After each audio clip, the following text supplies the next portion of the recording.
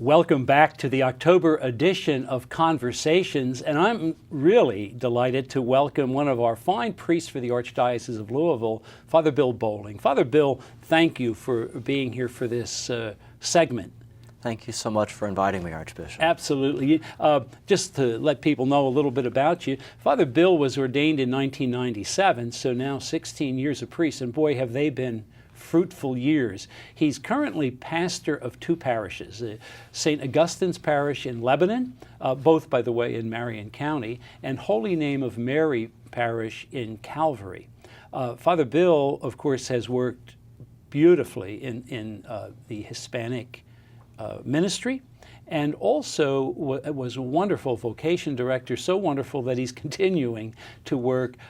Among other things, Father Bill supports for the first 5 years after ordination those priests, and we work very closely together on that. So Father Bill, having introduced you, you must be exhausted. You know, there's a lot going on, isn't there? There is. There really Plenty is. of work for all of us. There really is. Listen, we're going to talk a little bit about parish life and about the new evangelization. And you have many blessings, obviously, in your work as pastor in Annunciation in Shelby County. You had great experiences as well now in Marion County. Just some reflections, if you will, Father Bill, about the new evangelization in parish life. Well, in listening to people over these years, you know, one of the stories that parents or grandparents will talk about is a sense of sadness that maybe children or grandchildren have drifted away from the practice of the Catholic faith. And that's been a real compelling story for me to reflect on. And, you know, going to Marion County, moving from Shelby County, I heard those same stories, and it began to change the way I was preaching. I first began to talk about the mission of Jesus in the gospel when he said that the first mission was to reach out to the lost sheep of the house of Israel. And I borrowed that phrase, and I said to the people of St. Augustine and Holy Name of Mary, one of the things that we need to do in this new evangelization is to reach out to the lost sheep of the house of St. Augustine and the house of Holy Name of Mary. And that's gotten us thinking. And then later on, we started talking about in the homilies that really to be able to enter into this new evangelization is through prayer. So I've been preaching a whole lot about that personal commitment and a family commitment and a parish commitment to prayer as a foundation stone for this. Jesus said once, you do not receive because you do not ask.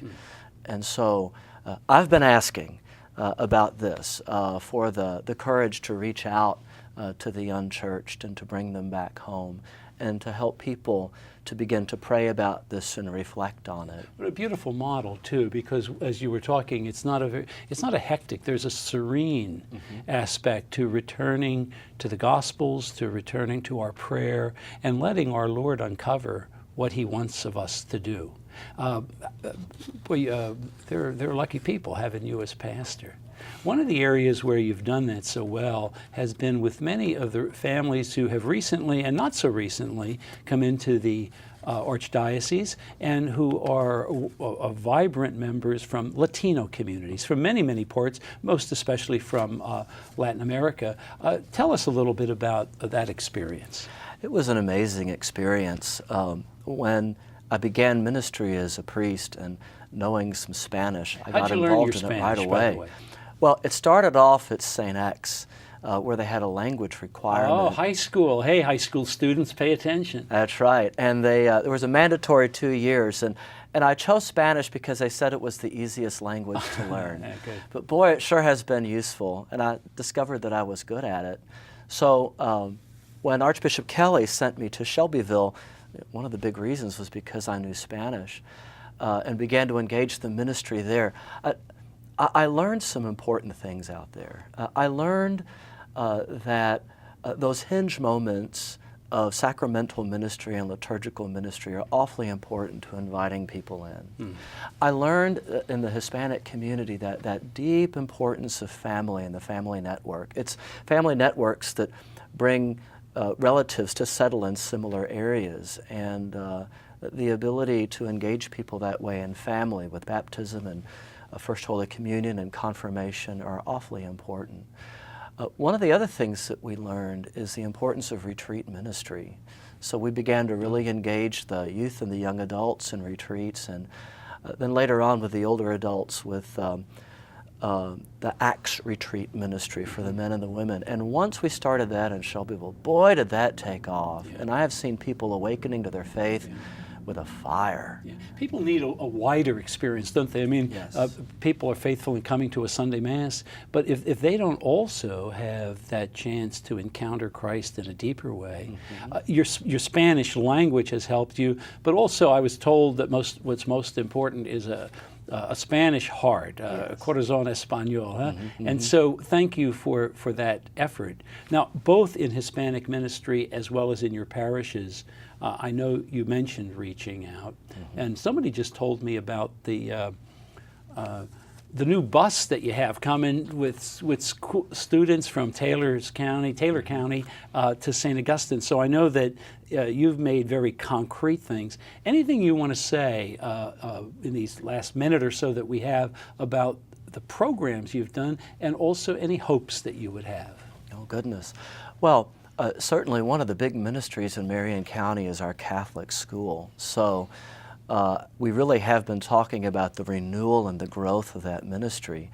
I'm happy to say that with enrollment of 188 last year has grown to 205 this year. How about that? That's great. And we're still looking at ways to continue to grow that ministry and reach out. And that bus is a key way of reaching Catholics in Taylor County and thinking regionally. And that renewal, the engagement of children and their parents and the family systems, and the practice and the beauty of our faith.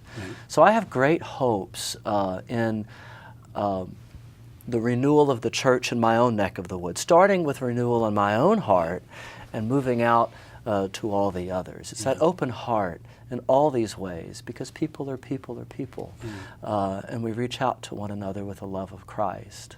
Well, I thank you for that, and I hope that people who are viewing this program might also be aware of how enriching and beneficial it is to be called to be a priest. And you give that example so beautifully, so thank you for that. Thanks very much. For the time goes unbelievably fast, as you know, but you've really given a great witness, both to your parish work, to the work you have done in vocations, and also to the work in Hispanic ministry. Father Bill, thank you so very much. Thank you, We Archbishop. appreciate it. And thank you for viewing this special October edition of Conversations. And please stay with us as Reed Yaden returns for part 3 of Conversations.